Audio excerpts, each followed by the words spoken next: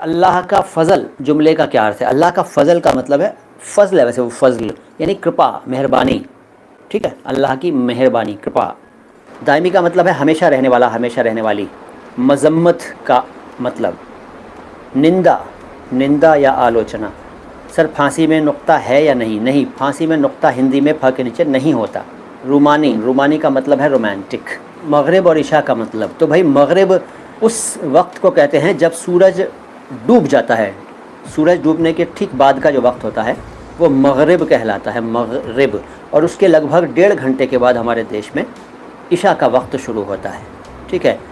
Sunset के time को मगरिब का टाइम कहते हैं, और फिर जो रात हो जाती है मुकम्मल, मतलब जब रात अच्छी तरह से घिर आती है तो उसे इशा का वक्त कहते हैं। और इन दोनों वक्तों पर नमाज़ें होती हैं मस्जिदों में और घरों में, तो इसको मस्जिद, तो इसको इशा की नमाज़ और मगरिब की नमाज़ कहते हैं।